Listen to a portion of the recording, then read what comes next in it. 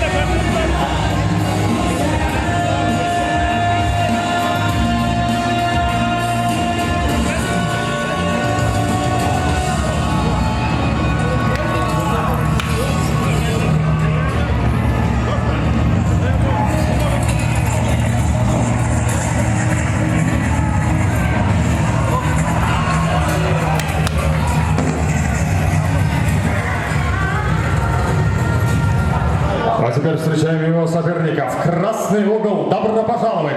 Борис Лужковой.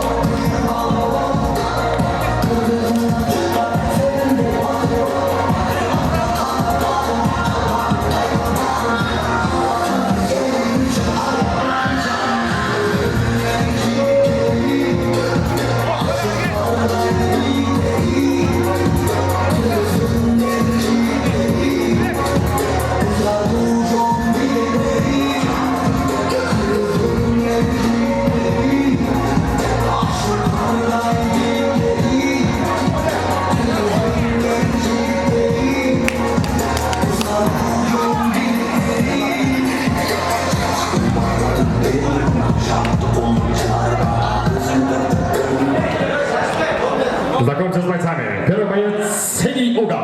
Бойцу 19 лет. Его рост составляет 1,70 сантиметров, вес 66 килограммов ровно. Тренер Иззатулла Шарипов, представляющий спортивный клуб Одалхон ММА, Узбекистан. Одалхон Камолов.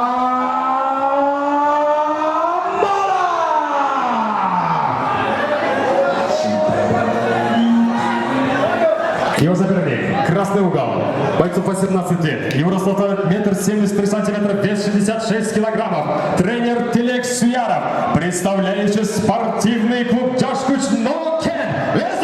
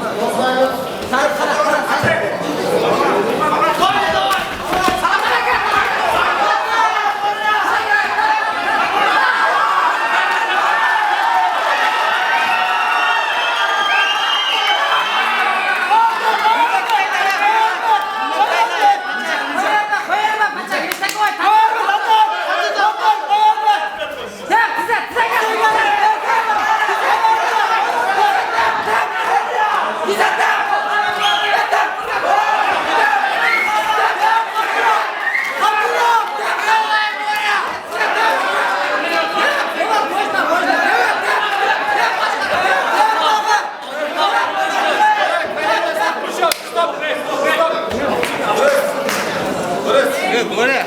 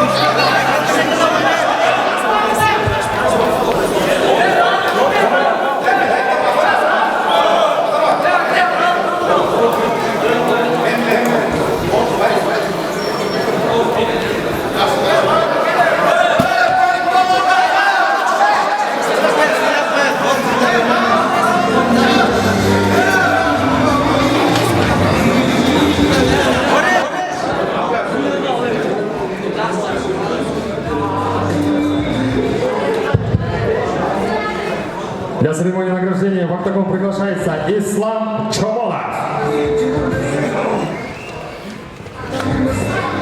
И в этом поединке победу техническим нокаутом одерживает боец из Узбекистана Одилхон Камолов. Достойно. Борис Лужковой тоже молодец. Азаматсын.